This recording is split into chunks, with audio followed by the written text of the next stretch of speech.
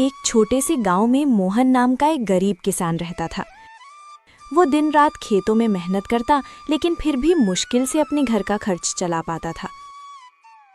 सुबह होते ही वो हल लेकर खेत में लग जाता, पसीने और चिंता के साथ अपनी जिंदगी को जैसे तैसे आगे बढ़ाता रहता। मोहन की पत्नी सरला एक सीधी साधी और समझदार महिला थी, जो हर हाल में घर संभालती थी। उसकी 2 बेटियां थीं। बड़ी बेटी गीता, जो समझदार और अच्छे स्वभाव की थी, और छोटी बेटी नीलम, जो चंचल और चालाक थी, लेकिन अपनी बड़ी बहन से बहुत ईर्ष्या करती थी। दोपहर का समय था। रसोई में सरला चूल्हे के पास बैठी खाना बना रही थी। गीता उसके पास आकर चुपचाप सब्जी काटने लगी। गीता बेटा, तुम हर काम इतनी लगन से करती हो, सच में तुमसे घर संभल जाता है। माँ, ये तो मेरा फर्ज है, आप इतनी मेहनत करती हैं तो मैं कैसे पीछे रह सकती हूँ। तुम्हारी यही बात मुझे सबसे अच्छी लगती है, शांत स्वभाव और समझदारी। इतना कहते कहते अचानक सरला को ध्यान आता है, अरे नीलम कहाँ है? सुबह से दिखी ही नहीं। नीलम, ओ नीलम! सरला जोर से आवाज लगाती है। कुछ पल सन्नाटा रहता है, फिर तेज कदमों की आवाज आती है। नीलम गुस्से और चिड़चिड़े अंदाज में रसोई में अंदर आती है। क्या है माँ, इतनी जोर जोर से क्यों बुला रही हैं? मैं कोई खाली नहीं बैठी थी। बात करने का ये तरीका है? मैं बस पूछ रही थी कि तुम कहाँ थी। नीलम हंसते हुए तंज में, आपको मेरी क्या चिंता होगी, आपको तो बस आपकी आदर्श बेटी गीता की ही फिक्र रहती है। गीता, नीलम ऐसा मत बोलो। नीलम गुस्से में बीच में काटते हुए, आप चुप ही रहो दीदी, हर वक्त अच्छी बनने का नाटक मत किया करो। सबके सामने सीधी साधी बनती हो और सारी तारीफें भी तुम ही ले जाती हो। नीलम, बस करो नीलम, ये जलन तुम्हें गलत रास्ते पर ले जा रही है। हाँ, जलन है मुझे, क्योंकि मुझे हमेशा आप दोनों के बीच में छोटा और बेकार महसूस कराया जाता है। आप दोनों को तो बस एक दूसरे की अच्छाई ही दिखती है। दोपहर की तेज धूप खेतों पर चमक रही थी। मोहन अपने खेत में हल चला रहा था। उसके कपड़े पसीने से भीग चुके थे, लेकिन वो बिना रुके काम करता जा रहा था।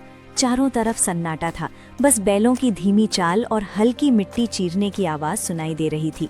थोड़ी देर बाद मोहन रुका, अपने माथे का पसीना पोंछा और आसमान की ओर देखने लगा। हे भगवान, इस बार तो दया कर देना।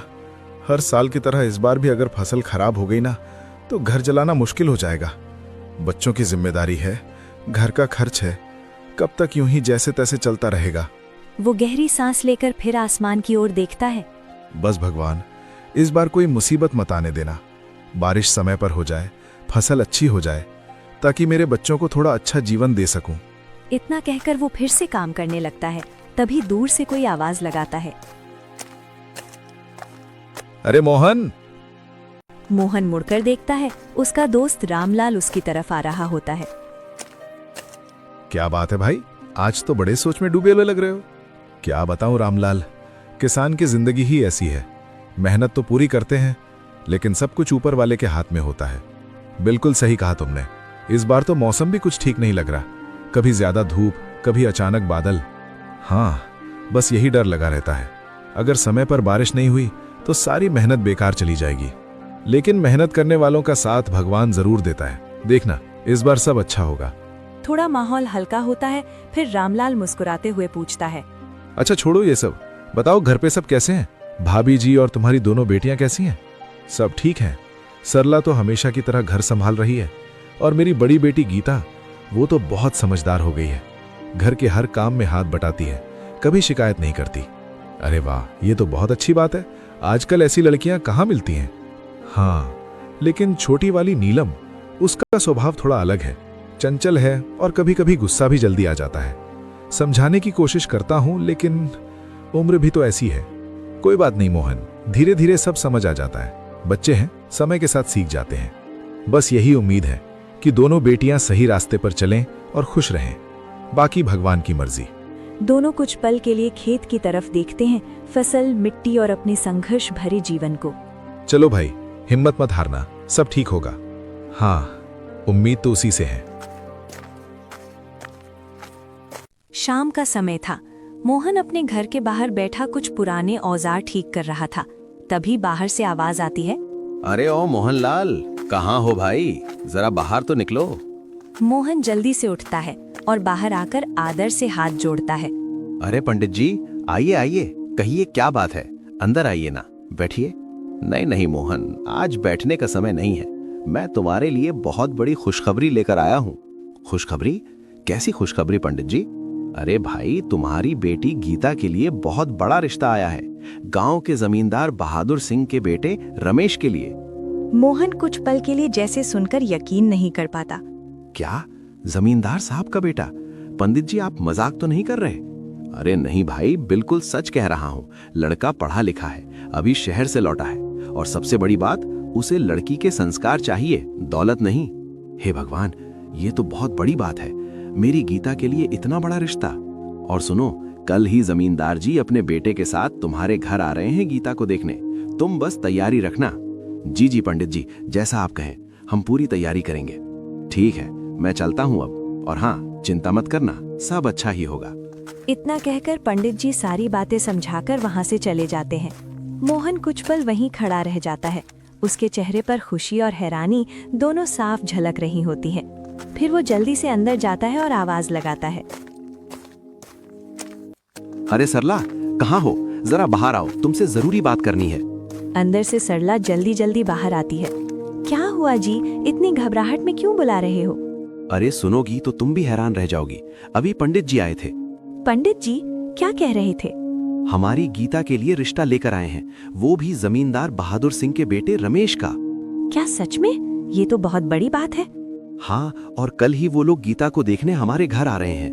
हे भगवान, इतनी बड़ी खुशी, लेकिन हमें सब तैयारी भी करनी होगी। घर साफ करना है, गीता को भी तैयार करना होगा। हाँ, सब ठीक हो जाएगा, बस भगवान पर भरोसा है, हमारी बेटी की किस्मत खुल जाए।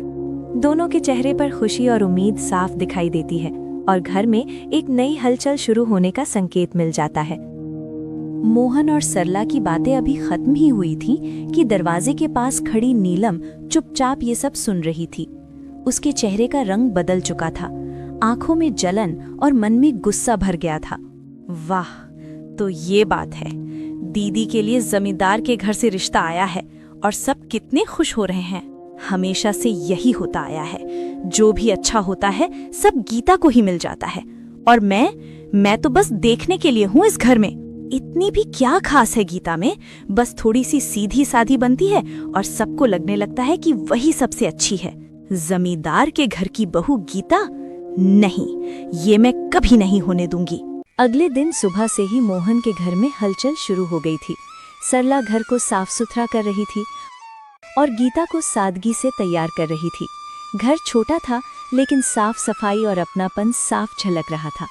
थोड़ी देर बाद बाहर से बैलगाड़ी रुकने की आवाज आई। लगता है जमींदार जी आ गए। मोहन जल्दी से बाहर जाता है। सामने जमींदार बहादुर सिंह और उनका बेटा रमेश खड़े होते हैं। नमस्ते जमींदार साहब, हमारे छोटे से घर में आपका स्वागत है। नमस्ते मोहन। घर छोटा हो या बड़ा, दिल बड़ा होना चाहिए। हमें तो तुम्हारा अपनापन दिख रहा है। सब अंदर बैठते हैं। सरला पानी लेकर आती है। नमस्ते जी, आप लोग कुछ लीजिए। नमस्ते बहू, आप लोगों ने बहुत सम्मान दिया। थोड़ी औपचारिक बातें होती हैं। मोहन, हमने तुम्हारी बेटी के बारे में बहुत अच्छा सुना है। संस्कार सबसे बड़ी चीज होती है। जी साहब, हम तो बस बच्चों को अच्छे संस्कार देने की कोशिश करते हैं, बाकी सब भगवान की मर्जी है। यही सबसे बड़ी दौलत है। कुछ पल बाद बहादुर सिंह मुस्कुराकर कहते हैं, अगर ठीक लगे तो लड़की को बुला लीजिए। जी, अभी बुलाती हूँ। सरला अंदर जाती है और गीता को लेकर आती है। गीता सिर झुकाकर सादगी से चलती हुई सबके सामने आकर खड़ी हो जाती है। रमेश पहली नजर में ही गीता को देखता है। उसकी सादगी, शांति और विनम्रता उसे तुरंत पसंद आ जाती है। बेटी, तुम्हारा नाम क्या है? जी, गीता। बहुत अच्छा नाम है। तुम घर के कामकाज संभाल लेती हो? जी, जितना हो सके मैं माँ का हाथ पटा देती हूँ। रमेश गीता को ध्यान से देखता है, फिर धीरे से बोलता है, पिताजी, मुझे गीता पसंद है। इनकी सादगी और बात करने का तरीका बहुत अच्छा है। ऐसी ही जीवन साथी की मुझे तलाश थी। ये हमारे लिए बहुत बड़ी बात है साहब। मोहन, हमें किसी लेन देन की जरूरत नहीं है, हमें सिर्फ अच्छी बहू चाहिए। इतना सुनकर माहौल खुशियों से भर जाता है। तभी एक कोने में खड़ी नीलम हल्की हंसी के साथ तंज कसती है। वाह दीदी, पहली ही नजर में पसंद आ गई आप। सच में किस्मत हो तो आपकी जैसी हो। सब थोड़ी देर के लिए चुप हो जाते हैं। नीलम आगे बोलते हुए हल्की कड़वाहट के साथ, बस थोड़ा सा सीधा साधा बन जाओ और सबको अपना बना लो, है ना दीदी? रमेश को ये बात मजाक जैसी लगती है। वो हल्का मुस्कुरा देता है। लगता है आप अपनी बहन से मजाक कर रही हैं। नीलम सीधे देखते हुए हल्की मुस्कान, लेकिन अंदर से जलन के साथ। मजाक नहीं, मैं तो बस सच कह रही हूँ। दीदी को सब कुछ आसानी से मिल जाता है, हम जैसे लोगों को थोड़ा ज्यादा कोशिश करनी पड़ती है। माहौल थोड़ा असहज हो जाता है। गीता चुप रहती है और सरला नीलम को इशारे से चुप रहने को कहती है। बच्चे हैं, मजाक तो चलता रहता है। लेकिन रमेश के मन में हल्का सा सवाल जरूर पैदा हो जाता है। घर में खुशी तो है, लेकिन नीलम की जलन अब साफ दिखाई देने लगी है। गीता की शादी के बाद से ही नीलम के मन में जलन धीरे धीरे बढ़ती जा रही थी। हर कोई गीता की तारीफ करता, उसकी खुशियों की बातें करता, और यही बातें नीलम के दिल में चुभती रहती। एक दिन वो घर के एक कोने में अकेली बैठी थी। उसके चेहरे पर गुस्सा और आंखों में नफरत साफ झलक रही थी। गीता, गीता, हर जगह बस उसी का नाम, जैसे इस घर में और कोई है ही नहीं।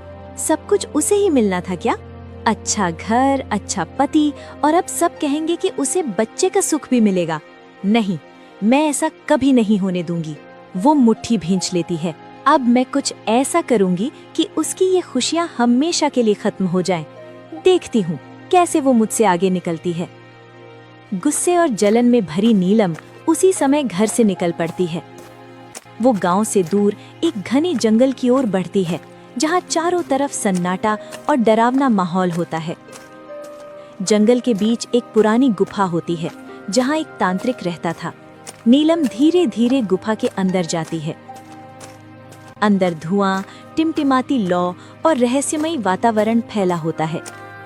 तांत्रिक आंखें बंद किए भारी आवाज में, कौन है? क्या चाहती है? नीलम थोड़ी घबराई लेकिन जिद में, बाबा, मैं अपनी बहन की खुशियाँ छीनना चाहती हूँ। मुझे ऐसा उपाय बताइए कि वो कभी माँ ना बन सके, उसे कभी बच्चा ना हो। तांत्रिक धीरे धीरे आंखें खोलता है और उसे ध्यान से देखता है। तुम्हारे मन में बहुत अंधेरा है बेटी। ये रास्ता बहुत खतरनाक है। जो दूसरों के लिए बुरा चाहता है, उसका अंजाम भी अच्छा नहीं होता। नीलम गुस्से में, मुझे अंजाम की परवाह नहीं, मुझे बस अपना बदला चाहिए। तांत्रिक कुछ देर सोचता है, फिर एक छोटी सी पुड़िया निकालता है। ठीक है, मैं तुम्हें ये देता हूँ, लेकिन ध्यान रखना, इसे बहुत संभल कर इस्तेमाल करना। इसे किसी तरह अपनी बहन तक पहुँचाना होगा और इसका असर धीरे धीरे होगा। नीलम उत्सुकता से, और फिर? अगर तुमने इसे बार बार इस्तेमाल किया तो उसका जीवन बदल जाएगा। लेकिन याद रखना, इसका असर सिर्फ उस पर ही नहीं, तुम्हारी किस्मत पर भी पड़ सकता है।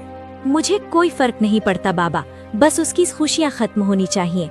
ये आखिरी बार कह रहा हूँ, ये रास्ता अंधकार की ओर ले जाता है।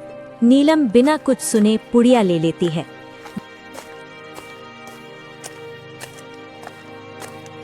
गुफा से बाहर निकलते ही उसके चेहरे पर एक खतरनाक संतोष दिखाई देता है।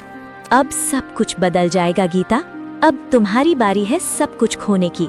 वो हंसते हुए वहां से चली जाती है। घर में बैठी नीलम अब हर दिन एक ही बात सोचती रहती थी कि गीता की खुशियां कैसे छीननी है। एक दिन वो अचानक अपनी माँ पिता के पास आती है। माँ, मुझे दीदी की बहुत याद आ रही है। शादी के बाद से ठीक से मिली भी नहीं। मैं उनसे मिलने जाना चाहती हूँ। अरे बेटा, ये तो बहुत अच्छी बात है। बहन से मिलने में कैसा सोचना। हाँ, जाओ बेटा, बहन का घर ही तो है, वहाँ तुम्हारा भी उतना ही हक है। नीलम अंदर ही अंदर मुस्कुरा देती है। जी पिताजी, मैं जल्दी ही लौट आऊंगी। कुछ समय बाद नीलम गीता के ससुराल पहुंचती है। जैसे ही वो हवेली के सामने खड़ी होती है, उसकी आंखें चौड़ी हो जाती हैं। इतनी बड़ी हवेली, इतना पैसा, और ये सब गीता का है? नहीं, अब सिर्फ गीता का नहीं रहेगा, मैं उससे सब कुछ छीन लूंगी। उसका सुख, उसका घर, यहाँ तक कि उसका पति भी। दिन बीतने लगते हैं।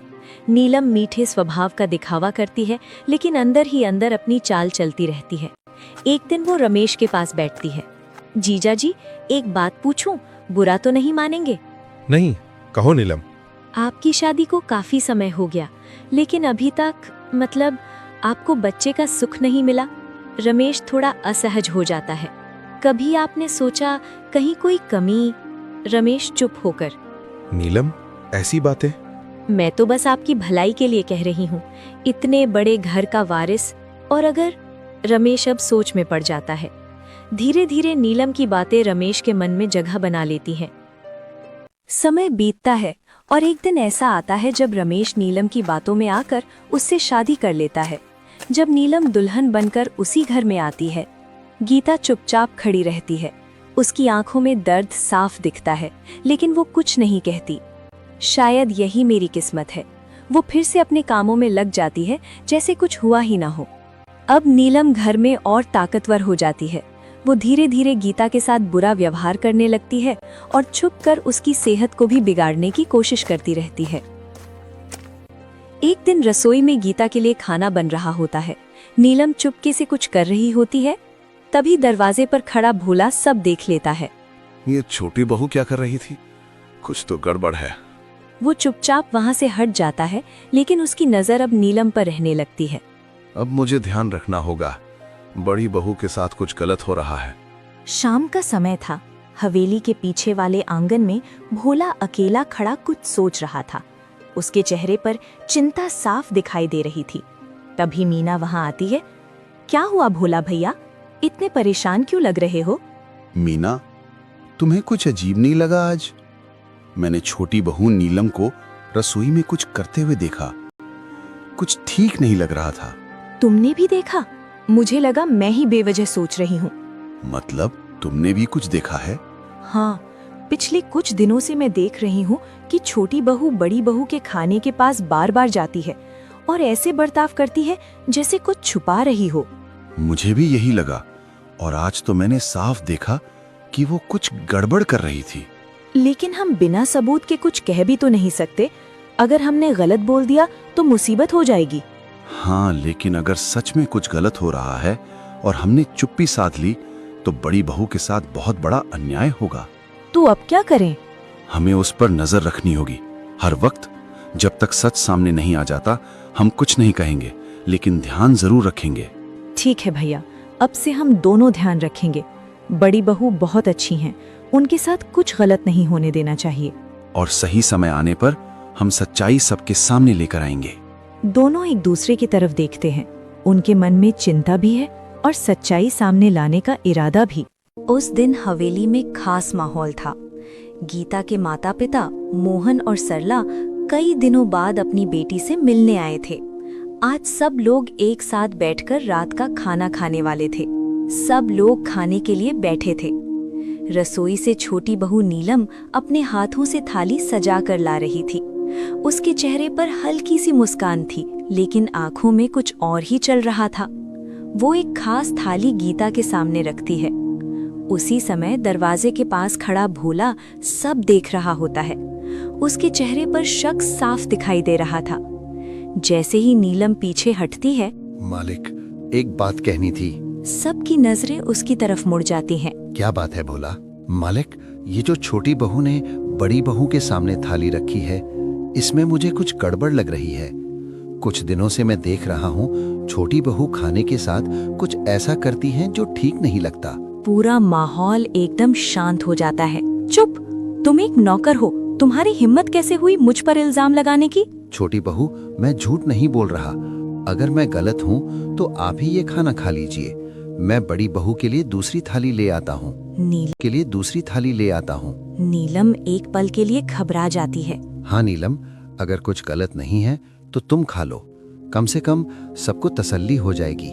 नहीं, वो मैं अभी भूखी नहीं हूँ। कोई बात नहीं छोटी बहू, थोड़ा सा ही खा लीजिए। मैंने कहा ना, मुझे भूख नहीं है। नीलम, बात घुमाओ मत, सीधा सीधा खा लो।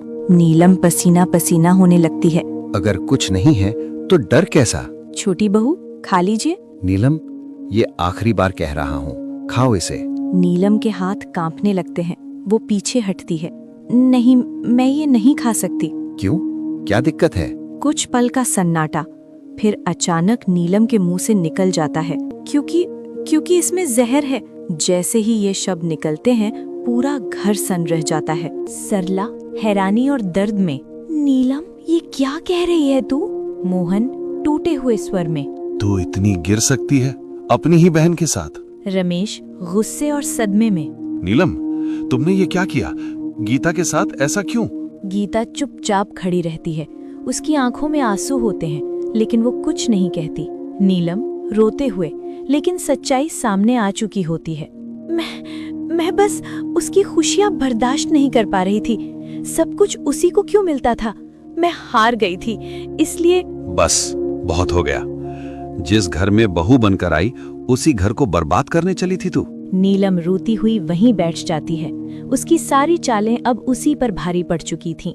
रमेश धीरे धीरे गीता के पास आता है। गीता, मैंने तुम्हें समझा ही नहीं। मैंने तुम्हारे साथ बहुत गलत किया। गीता आंसू पोंछते हुए धीरे से कहती है, गलती हर किसी से होती है, लेकिन उसे मान लेना ही सबसे बड़ी बात होती है। भोला और मीना एक तरफ खड़े होते हैं। उनके चेहरे पर संतोष होता है कि उन्होंने सही समय पर सच सामने ला दिया। सच चाहे जितना भी छुपाओ, एक दिन सामने आ ही जाता है। उस दिन के बाद हवेली में सब कुछ बदल गया। नीलम की जलन और बुराई का अंत हो गया और गीता की सच्चाई और अच्छाई की जीत हुई। समय के साथ घर में फिर से खुशियां लौट आईं और सबको ये समझ आ गया कि दूसरों के लिए बुरा सोचने वाला अंत में खुद ही हार जाता है।